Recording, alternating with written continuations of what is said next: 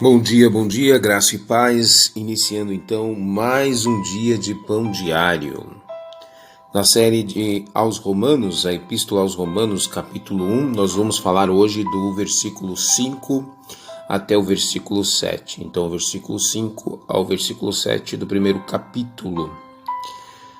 A tradução King James, versículo 5. Por intermédio dele e por causa do seu nome, recebemos a graça e o apostolado para chamar dentre todas as nações um povo à obediência que deriva da fé. 6. E vós igualmente estáis entre os chamados para pertencerdes a Jesus Cristo. Versículo 7. A todos os que estáis em Roma, amados de Deus, convocados para serdes santos, graça e paz a vós da parte de Deus, nosso Pai, e do Senhor Jesus Cristo. Amados, aqui nós vemos então o apóstolo Paulo, ele focado em que há um chamamento, há uma eleição, especificamente para o povo de Deus. Se você vê o contexto desta carta, Paulo trata muito a questão entre os gentios e os judeus. E Paulo coloca de uma forma unificada e universal esta questão. Deus não trata mais especialmente de um povo escolhido como uma nacionalidade, mas um povo que foi definido através da fé. Por isso que ele diz que, por intermédio dele que é em Cristo, e por causa do seu nome, recebemos a graça, o favor de Deus para aqueles que não merecem, o apostolado, não apóstolo, apostolado no sentido de ser enviado, chamados para anunciar, ser mensageiros da palavra de Deus, para chamar dentre todas as nações. Não importa agora a nacionalidade. Não é mais em Jerusalém, não é mais o povo judeu, mas em todas as nações um povo para a obediência que deriva da fé. Veja que Paulo ele enfatiza a questão da fé, e não a das obras, e não do sacrifício, e não da liturgia. Diante disso, nós conseguimos entender que a soteriologia, a salvação e a justificação, que está todo o processo que a gente vai estudar nesta série de Romanos, vamos ver que tudo está inerente à fé. Por isso que sem fé é impossível agradar a Deus.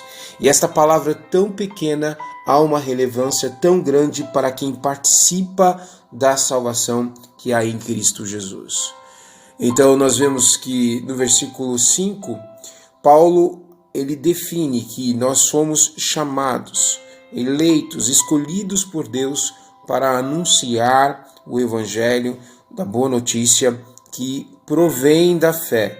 Ela não surge mais de Moisés, ela não surge mais da lei, ela não surge mais dos sacerdotes do Antigo Testamento, não, mas ela é derivada totalmente da fé na obra salvífica de Cristo ali na cruz do Calvário.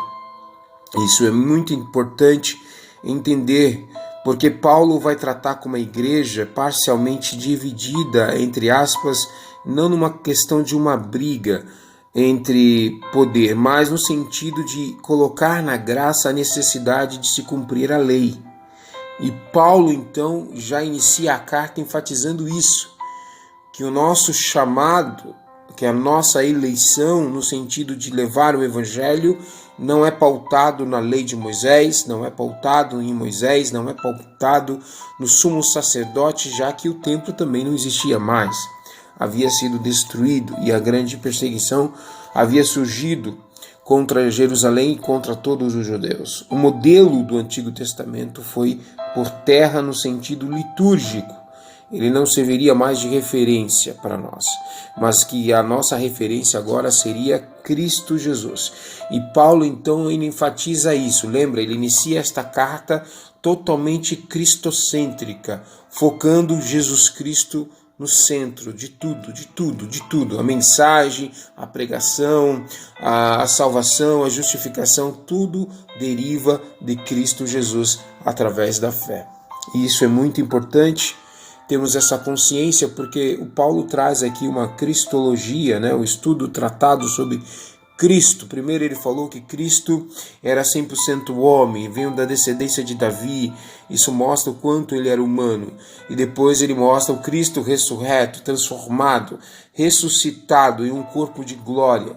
E ele, como Deus, literalmente, ele não perdeu a sua deidade. Pelo contrário, Paulo traz tudo isso à tona, para não ficar a dúvida, não deixar espaço, lacunas, que possam então dar uma equivocada interpretação daquilo que Paulo vai ensinar.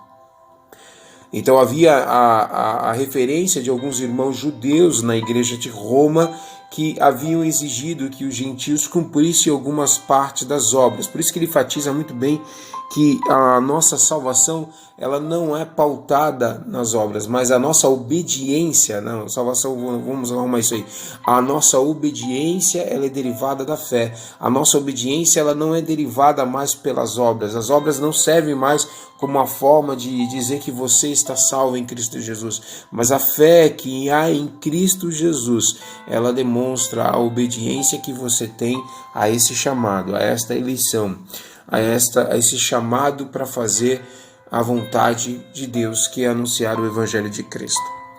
No versículo 6 ele diz: e vós igualmente estáis entre os chamados para pertencerdes a Jesus Cristo. Veja que Paulo ele deixa claro que Deus não faz acepção. Deus não divide o seu povo, não existe mais o povo judeu e o povo gentil, mas Deus trata todos como seu povo, como uma única nacionalidade espiritual, vamos poder dizer assim. Deus não trata mais trazendo a ênfase de Isaac, Jacó e Abraão, mas que igualmente todos que derivaram da fé, que obedecem a Deus através de Cristo Jesus pela fé, eles pertencem a Cristo. Isso é muito importante para nós entendermos que aqueles que são chamados, não há decepção. Então não tem como eu falar, eu sou melhor que o outro irmão, seja pelas minhas obras ou pelo meu título, achar que eu tenho então a chave dos céus e eu que mando nos céus e todo mundo tem que seguir o que eu acho. Não é nesta linha teológica equivocada que pode ser terrena, maligna e diabólica quando leva uma teologia pautada na antropologia ou no antropocentrismo, que o homem é o centro. Então veja, quando a gente fala que a teologia de Paulo, que ele vem trazendo, não é mais antropocêntrica ou vamos dizer, pautada na antiga aliança, no sentido de trazer a ideia que há uma necessidade do sumo sacerdote, a necessidade de eu estar me referindo com Moisés. Então assim, Paulo mostra que o véu do templo se rasgou. De alto a baixo, o acesso ao trono da graça é liberado, literalmente, você acessa a Deus diretamente diante do seu trono através de Cristo Jesus. Então, vê que nós não temos mais esta diferença, né? Lembra da mulher adúltera lá em João, quando ela fala assim, aonde que devemos adorar em Jerusalém ou aqui no monte e tal, aquela conversa que ele teve lá no poço de Jacó, e então Jesus disse, olha mulher, você adora o que não sabe, mas a salvação vem dos judeus, então vai chegar um momento que não é mais nem em Jerusalém, nem no monte, mas o Pai procura verdadeiros adoradores que o adoram em espírito e em verdade. Estes adoradores somos nós em Cristo Jesus, porque nós estamos em obediência através da fé. Por isso que a fé, irmãos, precisamos sempre estar exercitando ela. Nós podemos até oscilar espiritualmente, podemos se sentir às vezes muito forte espiritualmente ou fraco demais, mas a nossa fé, o nosso conhecimento, o nosso compromisso sobre Cristo, ele não pode duvidar, ele não pode ter ambiguidade, eu não posso deixar de crer, eu tenho que estar sempre consciente a respeito de Cristo Jesus e da obra dele na cruz do Calvário, foi perfeita para me resgatar do pecado. Ainda que eu venha a cair, ainda que eu venha a falhar, Deus, na sua misericórdia e justiça, para aqueles que estão na fé em Cristo Jesus, alcançarão a justificação, porque você vai ver mais para frente, eu não vou falar agora, mas você vai ver mais para frente que determina isto não é você, não sou eu, mas é o próprio Deus que define isso. Glória a Deus por isso, tá? Por isso nós podemos até citar, mas não vou lembrar agora onde está, mas eu sei que está no livro de Salmos, que diz que Deus não nos trata segundo os nossos pecados, tá?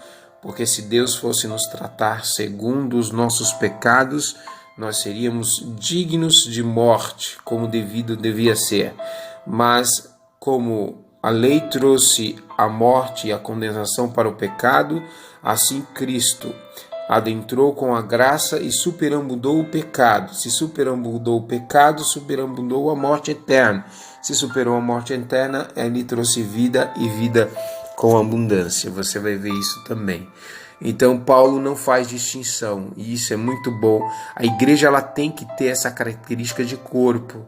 Não pode existir essa acepção como havia na igreja de Coríntios. A diferença, um achava que era de Paulo, outro de Priscila, de Áquila, de Pedro, havia essa divisão e era uma igreja totalmente espiritual. Paulo aqui está falando, não, todos nós que obedecemos Cristo através da fé, fomos chamados igualmente, temos a mesma responsabilidade, temos o mesmo papel, o mesmo compromisso de anunciar o Evangelho de Cristo Jesus.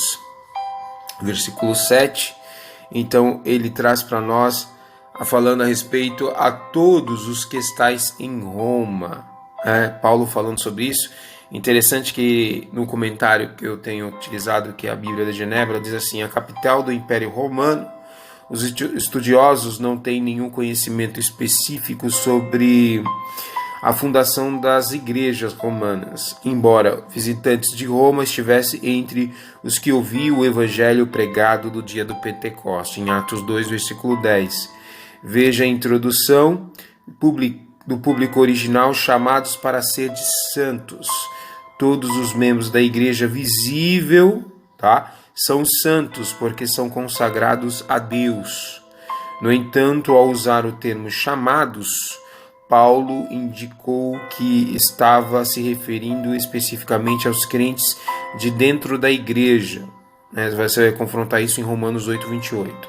Aqueles que têm a fé salvadora são transformados num povo novo e santo para a glória de Deus. Ou seja, como diz 1 Pedro 2, 9 e 10, que a igreja é como fosse uma nova nação, um novo continente, uma nova nacionalidade, que não está mais aqui caracterizada no reino horizontal, ou seja, humano, dependente dos homens, de alguém que possa ser homem, mas ela é superior, ela é soberana, porque ela está literalmente dependente de Deus. O seu rei, né, é Cristo Jesus. E nós vemos aqui, como o comentarista está dizendo, Roma não tinha uma igreja física, no sentido de paredes, né, um templo para se congregar. Então você vai ver isso lá no final da carta, quando o apóstolo Paulo saúda os irmãos que congregam em casa. Então era uma igreja que congregava literalmente em suas casas, se reuniam ali para fazer o culto, para adorar, ter comunhão, fazer o partir do pão, a liturgia da ceia, os ensinamentos da Bíblia, momentos de oração, todos eles se reuniam em suas próprias casas. É muito importante essa característica da igreja romana, né? Nós vemos isso. Não tinha uma igreja física no sentido de templo, mas eram muito presentes fisicamente como igreja. Então todos sabiam literalmente quem eram os cristãos em razão da sua obediência por fé.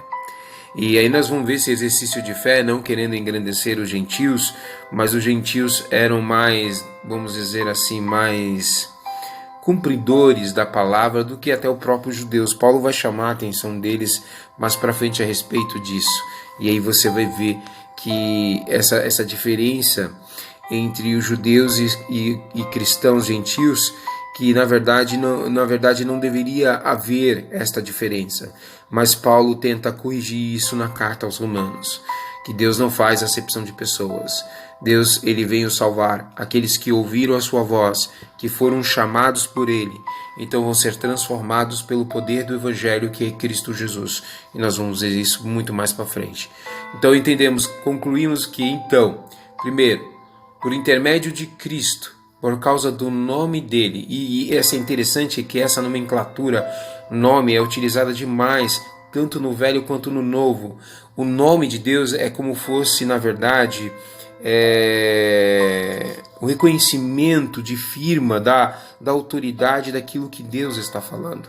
Então, se Deus ele manteve a sua promessa, se Deus havia dito alguma coisa, Deus é como ele tivesse assinado com o seu nome e aquilo vai ser cumprido. Então aqui está trazendo, fazendo essa vocação no sentido de que no intermédio de Cristo e por causa do nome dele é que recebemos a graça, a necessidade desta obediência de anunciar aos ecletos, os cletos aqui, mas também tem os ecletos chamados dentre todas as nações para obedecer a Cristo Jesus através da fé.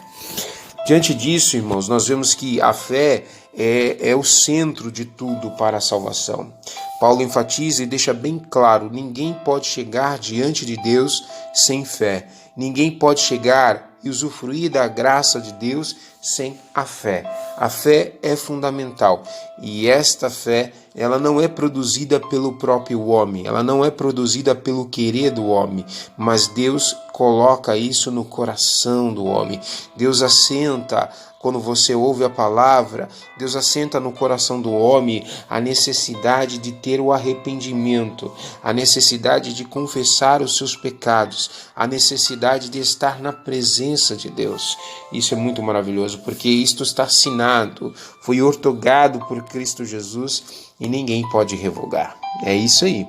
Por isso a necessidade de entendermos que quando somos salvos em Cristo Jesus, ainda que possamos ter algum residual na questão de algum problema que está relacionado inerente à carne, Deus ainda, ele literalmente já tratou a questão do pecado. Então não estou justificando que nós vamos viver uma vida de pecado, de fato não, porque a Bíblia é bem clara, Paulo é bem claro que aqueles que estão obedecendo a Cristo estão obedecendo por causa da fé. A fé ela vai surgir algo, ela vai fazer uma mudança, ela vai ter uma metanoia, uma transformação de mente, porque totalmente você está lendo, estudando a palavra, meditando a palavra, e aquele que ouve a palavra, ele é limpo por Deus. Você vê isso em João capítulo 15, no Evangelho de João, quando Cristo fala que aqueles que dão frutos, ele limpa, porque você já estás limpo pela palavra, mas ele continua continuamente limpando. Lembrando que a questão do pecado, ela já foi definida e concluída na cruz do Calvário. O preço foi pago, essa questão de você tem que pagar o preço, que você tem que se sacrificar, isso é balela, isso é falácia. Cristo já pagou o preço, ninguém pode tomar o lugar de Cristo na cruz do Calvário. A única questão é você ouvir a palavra, porque a fé vem pelo ouvir a palavra de Deus, e então você ouvindo a palavra, a fé vai acrescentando, ela vai aumentando e Deus vai te direcionando. Você vai reconhecer que você é pecador, que você é miserável e que você depende de Deus, porque a palavra de Deus ela vai te levar ao arrependimento. Deus então já está literalmente trabalhando na sua vida. O processo da salvação está se iniciando na sua vida, e todo esse processo, a santidade, a santificação, você vai ver que isso não deriva de nós, é Deus que vai nos santificando através da sua palavra. Deus, através do Espírito Santo, vai auxiliando em nossas fraquezas. Nós vamos ver isso em Romanos. Não é nada derivado da obra de Deus, da minha vontade. A minha vontade é pecar. O meu desejo é não fazer a vontade de Deus, mas diante da palavra e diante da fé de Cristo Jesus, o Espírito Santo nos auxiliando, nos consolando, nos intercedendo por nós, é que nós, na verdade, então, temos uma vida santificada, justificada por Cristo Jesus. E tudo isso é honra e glória a Ele, a Cristo Jesus. Ela não deriva de nós. Então é necessário que aqueles que entendem o Evangelho de Cristo compreendam que tudo que está dentro da salvação pertence a Cristo Jesus. A graça, o cariz, a graça, o favor de Deus, ele fala isso, recebemos a graça. Então o favor de Deus, ela é derivada por intermédio de Cristo, ou seja, pela execução de que Cristo fez a implantação do reino dos céus, e é no nome dele. Não é no nome de Pedro, não é no nome de João, não é no nome de Maria, não é de nome de ninguém, mas no nome dele é que recebemos o amor, a graça de Deus sobre nossa vida. E não só recebemos a graça, como temos a necessidade de anunciar a respeito da palavra de Deus, da graça de Deus. Maravilha, né? Amados, abri um parênteses aqui para a saudação do apóstolo Paulo no versículo 7. E os irmãos precisam entender que toda a saudação padrão do apóstolo Paulo, ele usa a expressão graça e paz a vós, né? Ele usa sempre essa expressão, graça e paz. Interessante que ele usa a palavra graça no sentido do grego, na linguagem do grego koiné, na linguagem dos gentios. Então ele fala assim, cariz, a graça. Então ele está dizendo que a graça ele alcançou todos. A graça ela foi acessível a todos. E quando eu falo a todos, amados, não interprete no sentido que Cristo morreu por todos, porque isso é um equívoco teológico. Na verdade, quando a gente fala a todos, é os ecletos, é os que foram chamados, aqueles que foram eleitos por Cristo Jesus. Então, toda vez que você ouvir essa expressão todos, ou ler um versículo que Jesus morreu por todos, Jesus salvou a todos, precisamos entender o contexto. Se você ler o contexto, você vai ver que esse todos está relacionado àqueles que têm fé em Cristo Jesus, são aqueles que foram salvos por Cristo Jesus. Então, tem um contexto que define esse todos. Você pega João capítulo 3, 16, diz lá, Deus amou o mundo de tal maneira que deu seu Filho unigênito para que todos, aquele que nele crê, não pereça, mas tenha a vida eterna. Parece que Jesus Cristo morreu por todos, mas o pessoal esquece de entender que precisa crer. O crer é a fé. Então tem uma condição não humana, mas de Deus, que deve ser apresentada, que é a fé. Então aqueles que já não têm fé, aqueles que não acreditam na palavra, que não acreditam em Cristo Jesus, a palavra, se você continuar lendo, você vai ver que eles já estão condenados, estão literalmente debaixo de condenação eterna.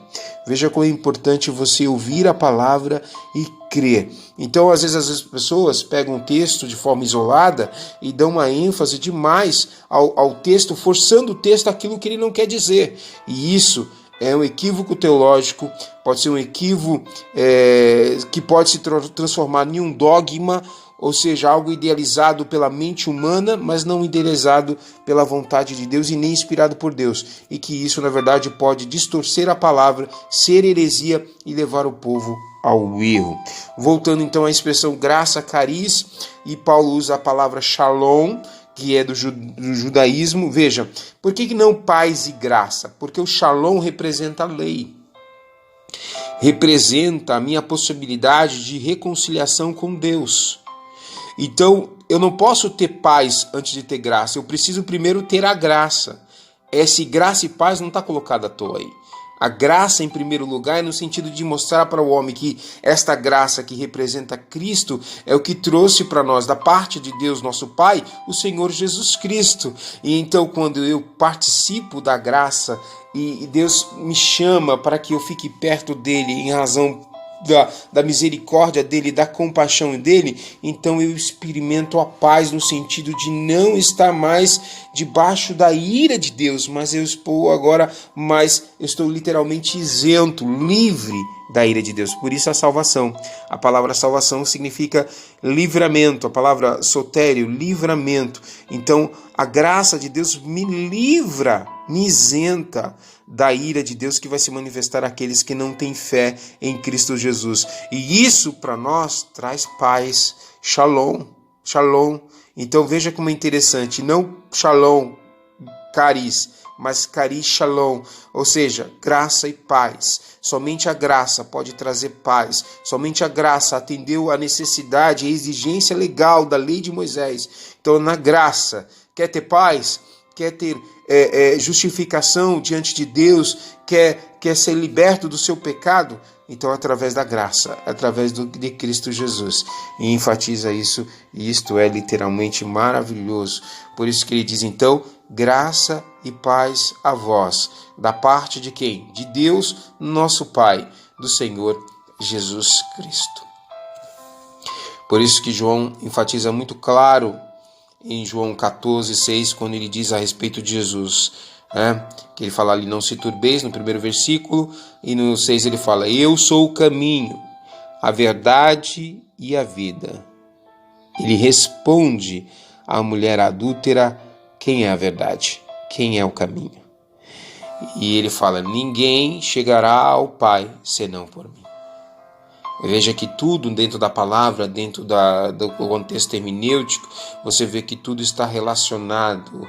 Tudo está relacionado. Cristo é o centro, e de Cristo, então, ele compartilha, ele dá para nós, através da sua palavra, através do seu ensinamento, a oportunidade daquilo que nós estávamos marginalizados de Deus em razão do pecado. Porque, amados, nós precisamos entender que através de um só homem entrou o pecado e a condenação, mas também, é lógico, por um só homem perfeito, o Adão perfeito, Cristo Jesus, entrou a graça de Deus, subjugando a lei de Deus, não só subjugando a lei de Deus, mas então atendendo à justiça de Deus, porque Deus, ele vai fazer justiça. Deus, ele não vai deixar o pecado sem ser punido. Deus vai punir o pecado. Deus vai literalmente derramar a sua ira contra aqueles que literalmente não ouviram ou não foram chamados por ele. Mas Deus derramará a sua ira sobre aqueles que são desobedientes, não quiseram literalmente, mas antes colocar aí, vocês vão ver mais para frente, o seu coração, o desejo de pecar, de distorcer aquilo que é certo para que usar aquilo que é errado como justificativa, como algo correto, o qual Deus abomina e Deus trata o pecado. É claro que agora, nesse exato momento, Deus não tem tratado a questão do pecado especificamente como a sua ira, mas ela vai se manifestar e o tempo está chegando, e quando ela se manifestar, a igreja do Senhor, ela estará debaixo da graça de Deus e na paz de Cristo Jesus. Glória a Deus, né, amados? Boa esta palavra, né? Vamos orar e agradecer a Deus? Seu Deus, nós te agradecemos por esta palavra. Entendemos que é por intermédio de ti, Cristo Jesus, através do teu nome, nós alcançamos a graça de Cristo Jesus. Não há mais necessidade de pagar o preço, porque a justificação foi atendida, a exigência que Deus havia exigido para a humanidade foi paga através da cruz do Calvário, através de Cristo. O Cordeiro foi morto, não só morto, mas ele ressuscitou, trazendo para nós a oportunidade de aqueles que estão em Cristo Jesus, não por obra da carne, não por vontade do homem, mas por vontade de Cristo Jesus. Alcançamos o perdão dos nossos pecados e a justificação dos nossos pecados. Nós te agradecemos, Senhor, por isso, porque tu se revelaste a cada um de nós e podemos entender esta palavra. Que teu Espírito Santo nos auxilie na nossa fraqueza, a compreensão desse texto e entendermos que tudo está em Cristo Jesus para a salvação. E sem ele, e se não está nele, é impossível ser salvo.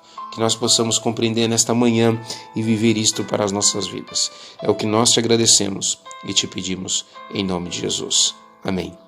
Que o amor de Deus, a graça do nosso Senhor e Salvador Jesus Cristo, as doces consolações do Espírito Santo sejam com todos e todos digam amém. Deus te abençoe. Um ótimo dia. Fique na paz.